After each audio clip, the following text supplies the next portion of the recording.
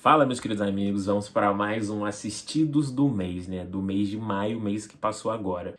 E vamos, né, colocar em consideração para vocês aqui, porque como eu sempre falo nos vídeos de assistidos, né, eu não assisto muita coisa, mas o que eu assisto são coisas interessantes, né, que podem impactar um pouco vocês também. Antes de mais de tudo, né, comenta, compartilha, curte, rapaziada, se você já viu algum vídeo, algum filme, no caso que eu vou comentar aqui durante esse vídeo.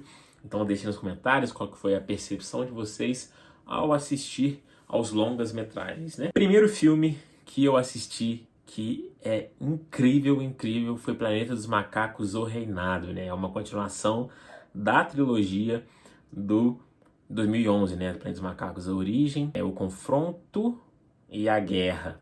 E agora é o Reinado. O primeiro filme foi dirigido pelo Rupert Wyatt e o segundo e o terceiro foi pelo Matt Reeves. O Reinado, ele é dirigido pelo Wes Ball. Então, tipo, ele é um diretor novo que tá aí pra gente, né? Ele fez Maze Runner ou Blaze Runner. Eu sempre confundo os dois. Eu acho que é Maze Runner que ele fez. Então, tipo, pô, ele já é conhecido um pouco sobre isso. E agora ele vem pra dirigir esse filme. Ele vai fazer Zelda também. A continuação desse filme, por exemplo, né? Vamos ver se vai esperar pra não cometer o mesmo erro que fizeram com Rupert Wyatt, por exemplo. Porque Rupert Wyatt fez o primeiro filme, queriam fazer a sequência rápida do segundo, aí ele pulou fora e chamou o Matt Reeves para poder fazer a sequência. E depois o Matt Reeves pulou fora para ir para Warner fazer o Batman. Então é muito louco essa parte de dança, assim. A Frey Allan, que é a atriz, né, que faz a May nesse filme, aí ela fala de, pô, o cara é muito perfeccionista e dá pra ver nos detalhes que é colocado pra gente no filme, sabe? E é uma continuação muito boa, porque é uma responsabilidade absurda o que o Wes Ball tinha e o que esse filme tem depois do que aconteceu com o César, por exemplo, na trilogia antiga. Então a gente não ia aceitar qualquer coisa de filme. Então o que ele colocou aqui pra gente é simplesmente absurdo. Primeiro, é um filme meio posicional, não tem tanta ação assim igual os antigos, porque é o primeiro filme que está preparando a gente, né, para a história ao longo que vai seguir. Fala pra gente no início do filme que passa boas e boas gerações, se não me engano, é 300 anos ou 400? Acho que é 300 anos que passa desde do último filme do César, né, até essa nova geração. Então a gente já consegue ver os macacos ali, tipo, falando, tipo, perfeitamente. Porque no primeiro filme, né, não tem o César fala Caesar Home no final do filme, depois o segundo já fala mais ou menos, o terceiro tá ok, e aqui não, eles falam perfeitamente. E a gente consegue, né, ver o protagonista Noah em ação, para ele, né, se descobrir um pouquinho também porque ele vive num clã que é meio cru em relação à sociedade, ele não entende muito, então a gente acha que ele é até um pouco, como é que eu posso falar, né, um pouco ignorante de não saber o que o mundo ele espera, né, então isso é interessante. E o que o Wes Ball coloca nesse filme aqui pra gente poder entender é completamente incrível, cara, incrível. A relação na tecnologia, a relação do que os macacos podem conseguir evoluir ao ponto de, poxa, ok, eu consigo fazer isso. E tem o Próximo César, que ele se intitula de Próximo César, só que ele pega meio que esse fanatismo que o César tinha pro lado maligno, porque ele quer o interesse próprio dele, porque como o filme diz, né, Planeta dos Macacos, então ele vai defender os macacos assim em contraposição dos humanos, por exemplo. Fala, pô, agora o planeta é nosso, então tipo, a gente vai ditar as regras aqui. E em contrapartida tem o personagem da May, porque a May é uma humana e fala, cara, esse personagem, tipo, é incrível, porque essa personagem ela fala, tipo, poxa, é a minha casa, o planeta Terra é minha casa, vocês, tipo, a gente não tem culpa que um vírus que é feito, né, para poder ajudar o Alzheimer, foi criado um vírus que deixava, né, tipo, os humanos ruins e os macacos mais inteligentes. E com isso os macacos foi tendo esse processo de evolução. E esse processo de evolução que vai impactar nos filmes futuros, né? Então é interessante essa parte. Cara, um filmaço. Não vou falar mais spoilers aqui, porque senão eu ficaria horas e horas falando sobre os aspectos do filme. Mas comenta aqui se você já viu algum da trilogia Planeta dos Macacos, já viu esse filme ou não, porque vocês estão perdendo. Vocês não viram, gente. Vocês estão perdendo legal. Beleza? Agora vamos passar para o próximo filme que eu vi, que é Alita. Alita, um filme de 2019. completamente magnífico, magnífico. Eu nunca tinha visto esse filme, né? O meu primo, por exemplo, ele tinha visto quando saiu no cinema. Eu vi recentemente. E é um grande filme, assim, de ação, pra você ver na tarde, assim, e tal. Eu dou pro filme, vamos supor assim, umas 4 estrelas de 5, porque ele é um filme divertido, a ação é muito boa e a história é muito boa. A personagem também é muito boa. Então, por exemplo, né? A história é basicamente que tem aquela cidade futurística e tem uma cidade de cima, por exemplo, né? Que é o suprassumo daquele lugar ali. E meio que a parte de baixo é meio que o lixão da vida. Então tudo que é encontrado no lixão veio da parte de cima, né? Caiu de cima e foi para baixo. E a Alita, ela foi encontrada por um cientista que gostava de consertar as coisas e foi lá e consertou ela, colocou ela num corpo para ela poder, né, tipo, conseguir retomar a vida. Então daí vai, aí tem umas brincadeirinhas que tem ali no filme, é tipo, tem que colocar a bola num lugar. Então você tem que pegar a bola, correr na frente do mundo e colocar no lugar. Eu esqueci o nome dessa brincadeira. E ela começa a brincar disso e tal, aí acontece algumas intempéries ao longo do filme, e no final tem o grande cerne, né? Porque ela quer voltar, ela quer saber as origens dela. Então, para saber as origens dela, ela tem que subir para a cidade de cima. Então, a gente consegue acompanhar toda essa aventura, toda essa história ao longo do filme para ela ver se ela vai conseguir ou não chegar na cidade de cima, beleza? Agora, seguindo, continuando na parte dos filmes, né, eu assisti Pânico 1 e Pânico 2, né? Vamos fazer uma série de Pânico aqui para vocês até chegar no Pânico 6, né? Então, cada mês eu vou assistir, o próximo mês eu vou assistir mais 2 Pânicos, depois os outros eu vou assistir mais os outros 2, por exemplo. Até a gente conseguir chegar nesse completo. E, cara, o Pânico 1 e o Pânico 2, eu gostei mais do primeiro do que do segundo, por exemplo. O segundo eu achei um pouquinho... O início do segundo é maravilhoso, mas o restante do filme eu acho que não me prendeu muito. O primeiro filme me prendeu legal.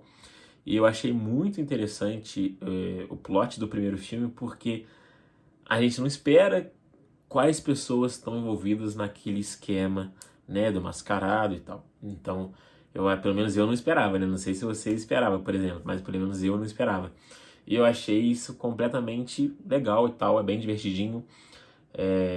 Tem aquela cena de jumpscares ali e tal, e como não pode faltar, né, que o filme é de 96, então nessa época tava um pouco em voga ainda. Ainda tá, né, porque a Freira tem jumpscare pra caralho e é muito ruim. Mas, inclusive, eu falei do meu último vídeo da Freira, então corre lá pra poder assistir. E, cara, é simplesmente legalzinho de assistir, é bom pra matar, tipo, vou ver um filmezinho de terror ali e tal, bota um pânicozinho, um suspensezinho legal. É muito bom. O 2 eu achei piorzinho. O plot do 2 pra mim eu acho que não foi muito bom. Eu não achei, tipo, os vilões do 2 muito bons, né? O do primeiro filme foi muito melhor do que o do segundo. Mas a história fluiu, né? A história flui legal, tipo, tem, né, os seus intempéries ali, por exemplo, de narrativa no 2, mas a fluidez é ok. Mas o primeiro flui muito melhor que o segundo, por exemplo. E então tá aí minha análisezinha desses 2 filmes. E chegando para a parte de séries, né, finalizamos o X-Men 97. Cara, é uma coisa muito boa, magnífica, cara. Que coisa boa o X-Men 97, cara. Tanto tempo que a Marvel não fazia um produto bom que a gente até estranha quando a gente vê uma coisa boa, né? E, tipo, desde Vingadores Endgame lá de Portals, a gente não vê, tipo, uma série, tipo, ok, boa, com um final bom, que você fala, porra, digno de Marvel Studios da época de ouro dela, né? E é legal dessa série porque é uma continuação direta da X-Men que terminou em 96, 97, se não me engano, do X-Men antigo, do X-Men tradicional, né? Não o X-Men Evolution, não confundam o X-Men normal. Então, o X-Men 97, né, é uma continuação direta. E a gente vê só que com uma narrativa um pouco mais atual, né, cara? Porque X-Men é mais sobre texto, é mais sobre novela, é mais sobre seriados, é mais sobre tudo. Então a gente consegue entender todos esses motivos, ainda mais porque o Boldemaio, tipo, ele é LGBTQ assumido, então ele consegue colocar esses peculiaridades no texto que fica sensacional, cara. O roteiro dessa série é maravilhosa, tipo, maravilhosa. A gente fala sobre WandaVision lá, né, sobre aquele episódio do luto, por exemplo, mas o episódio, não é spoiler, mas o episódio, por exemplo, que a vampira tá falando com o Gambit sobre o amor, é sensacional, cara, é sensacional. É bizarro, muito boa a série, muito boa, muito boa, muito boa, muito boa. Eu não canso de falar que essa série é boa. E o roteiro é bom, a animação é boa, a série em si, ela gira em torno do Magneto, né? O Magneto, ele é o cerne principal da história, com a Vampira também dando seguimento, né? A Vampira, pra mim, foi o MVP dessa série, com certeza. E a gente consegue ver também um grande poder que a Vampira tem. Porque nos filmes de X-Men, por exemplo, a Vampira é mais aquele personagem. Chega lá no X-Men da trilogia de Futuro Esquecido, a origem. A Vampira, ela tem os poderes da Capitã Marvel. Então, porque ela, né, sugou. Ela sugou a Capitã Marvel inteira e tem todos os poderes dela. Então a Vampira, tipo, é muito forte, é uma heroína muito forte, um mutante muito forte. Então a gente consegue ver um pouco disso na série, ela voando, ela tem uma super força. Então a gente consegue entender o motivo dela. E as motivações da série é simplesmente maravilhosa, cara. O episódio 5 de Genosha, pra quem lê os quadrinhos já sabe, mas pra quem não tiver visto a série e esteja vendo o vídeo, é completamente sensacional, cara. E o Vigia tá na série, né? Aparece lá o Watcher, né? Do What If, por exemplo. Então, ou seja, é um evento canônico, não tem como aquilo não acontecer. Aquilo sempre vai acontecer, né? Todos os fatores vão levar aquele episódio a acontecer de Genosha, né? O massacre de Genosha, no caso. E, cara, o roteiro dessa série e o que essa série nos leva é completamente sensacional. O arco da Tempestade é maravilhosa. Ela, né, tendo que lutar contra os próprios medos para poder voltar muito mais forte do que antes. O arco do Summers, por exemplo, né, com o Cable, é completamente magnífico, magnífico, magnífico. E a gente vê finalmente o Ciclope sendo o líder da equipe, não sendo aquele Ciclope bundão que existia nos quadrinhos, né? Porque quando existia nos filmes, perdão, porque quando lançou o primeiro filme, né, veio o X-Men lá de 2000, se eu não me engano, e viu que o Wolverine tomou conta da série, e a partir disso foi só Wolverine, né? Hugh Jackman, Wolverine. Então, você pensa X-Men, tipo, Wolverine. E nessa série, pô, o Ciclope, ele tem o seu valor, sabe? Ele é um grande líder da equipe. E o Wolverine, em contrapartida, foi completamente escanteado dessa série, né? E deu mais a prioridade para os outros mutantes também. E isso foi completamente muito importante para a gente também conseguir pegar, né? Tipo, esse apego com os outros personagens, sabe? Então, poxa, a própria Vampira, o Ciclope, muito foda, a Tempestade é muito badass, muito roubada. Então, tá precisando de ajuda? Chama a Tempestade. Chama a Tempestade. Então é muito engraçado, cara. Engraçado não, muito bom. Muito bom, muito bom. E consegue ver um pouco do Morpho também. Né? Não tem a Kitty Pryde nessa série, mas tem o Morpho, por exemplo, e a Jubileu. Então colocou a Jubileu aqui na série, não a Kitty Pryde ainda, mas porém eu acho que ela vai acontecer, porque essa série foi pensada para 5 temporadas, então ela vai acontecer, ela vai aparecer, Kitty Pryde estará entre os mutantes, então é completamente sensacional essa série.